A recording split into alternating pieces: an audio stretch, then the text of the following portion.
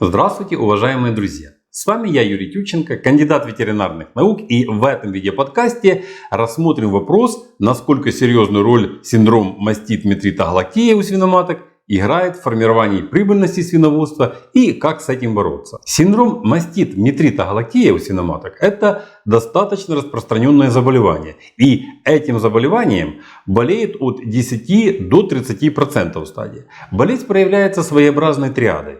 Это воспаление пакетов молочных желез, воспаление матки и отсутствие молока у свиноматки. Считается, что причина заболевания до конца не выяснена. То есть на появление данного синдрома влияет масса причин. Поэтому данное заболевание и назвали синдромом, то есть многопричинным. Убытки от данного заболевания колоссальные. Первое – это то, что свиноматки становятся менее продуктивными. У них нарушается воспроизводительная функция. То есть после переболевания они не приходят вовремя в охоту. У них очень часто наблюдаются прохолосты. А во многих случаях это проводит и к их выбраковке. Второе – это то, что если у свиноматки есть синдром мастит-метрита-галактея, то они не могут полноценно выкормить поросят. В худшем случае поросята гибнут или от голода, или от неполноценного кормления. Кроме того, для поросят очень важно потребление достаточного количества молозива. Ведь с молозивом происходит и передача антител от свиноматки к поросятам. А раз так, то поросята становятся восприимчивыми ко многим заболеваниям. В результате недоедания поросята ослабевают и становятся менее подвижными. И не всегда могут увернуться от свиноматки, и она их при этом давит. Если вовремя не заметить, что поросята не могут сосать свиноматку, то они в поисках хоть какой-то жидкости начинают потреблять мочу. Как следствие, у поросят наблюдается обезвоживание организма или понос. И третье, что лечение синдрома мастит-метрита-галактея так-то денег стоит, и притом не маленьких. А раз так, то внимание к этому заболеванию должно быть самым пристальным. И несмотря на то, что причин возникновения его очень много, все сводится к одному. Данное заболевание возникает у свиноматок на фоне их пониженного иммунитета. Это самая главная причина. Опороз является спусковым крючком к проявлению данного заболевания. Причин снижения иммунитета у свиноматки может быть вагон и маленькая тележка. В первую очередь это нарушение зоогенических факторов. Свиноматка – это же живой организм, и она не хочет размножаться, когда у нее нет мациона, когда тесно, грязно или жарко. Во время супоросности у свиноматки очень сильно меняется энергетический баланс. В начале супоросности он один, а в конце он уже совсем другой. На это также накладывается и разная потребность в витаминах и минералах. Особенно касается правильного соотношения фосфора и кальция. А если свиноматка многоплодная, то одного фосфора и кальция мало. Необходимо корректировать рацион и по другим компонентам. И если этого не делать, то в организме нарушаются многие обменные процессы, в том числе меняется и pH мочи. Моча становится более щелочной и более привлекательной для микроорганизмов. В щелочной среде микроорганизмы размножаются более интенсивнее, чем в кислой. Следует отметить, что у свиноматок, в отличие от коров, сфинктеры сосковых каналов не такие развитые, и поэтому бактерии по ним очень легко попадают в молочную железу. Особенно если свиноматка грязная или в станке тоже грязно. Если иммунитет ослаблен, то естественно, что и тонус мышц у свиноматки будет тоже ослаблен. А раз так, то опороз будет происходить дольше, чем обычно. А это еще плюс дополнительное бактериальное обсеменение. Что касается лечения, то я считаю, что ничего сложного в этом нет. Хотя на всех семинарах и конференциях по свиноводству,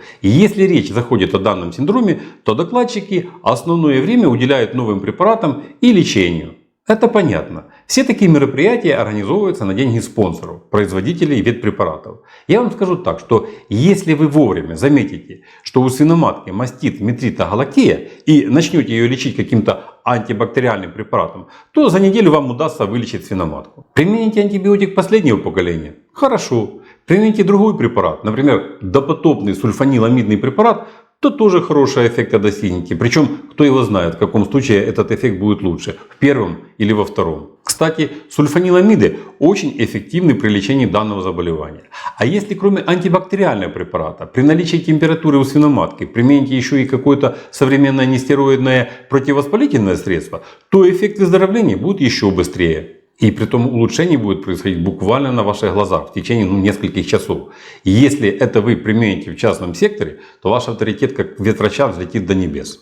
При применении антибактериальных препаратов и нестероидных противовоспалительных средств эффект уже будет очень высоким. Но если к этому вы еще добавите и симптоматическое лечение, то этим вы только улучшите результат. Это могут быть витамины или какие-то ультратонические препараты. Я вам скажу так, что для того, чтобы лечить данное заболевание, даже диплом ветврача не нужен, да даже фельдшера. Единственное, что здесь надо, так это умение делать внутримышечные инъекции. Схемы лечения прописаны, они стандартизированы. Шприц в руки и вперед, и все у вас получится. В принципе, на Западе так и делается. Единственное, что помните, что любое лечение без последствий не проходит. Даже при благоприятном исходе. Если заболевание возникло, то это уже плохо. И убытки вам уже все равно обеспечены. А главное, это не допустить данного заболевания. Как? Да все очень просто. Создайте свиноматке нормальные условия для жизни и обеспечьте ее полноценным кормлением на всех стадиях супоросности. И если чуть выше я сказал, что на всех конференциях по свиноводству львиную долю времени уделяется схемам лечения и применением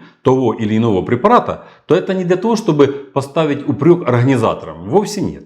Заметьте, что все спикеры по нескольку раз за выступление акцентируют внимание слушателей на профилактике данного синдрома, что для того, чтобы не допустить данного заболевания в хозяйстве, то надо создать свиноматке нормальные условия содержания и кормления. Все это происходит как-то заезжено. Как правило, никто на эти слова не обращает внимания. Все ждут главного – рассмотрения схем лечения. Я уже вижу, что и вы начали сейчас зевать. А ведь именно в этом ключ к успешному решению данной проблемы. Поэтому, если вы человек, который умеет считать деньги, и ваше благополучие зависит не от закупок ветпрепаратов и не от самого процесса лечения, а ваше благополучие зависит от количества проданной свинины, то самый главный вам совет – жестко придерживайтесь технологии выращивания свиней. А сюда включается все – и условия содержания, и полноценное кормление, и тогда никакой синдром мастит метрита галактея не будет угрожать вашему хозяйству. И тогда вы будете считать деньги от продажи свинины, а не отсчитывать деньги на покупку ветпрепаратов. Хотя, если кого-то интересуют конкретные схемы лечения данного синдрома, то мы можем их тоже рассмотреть.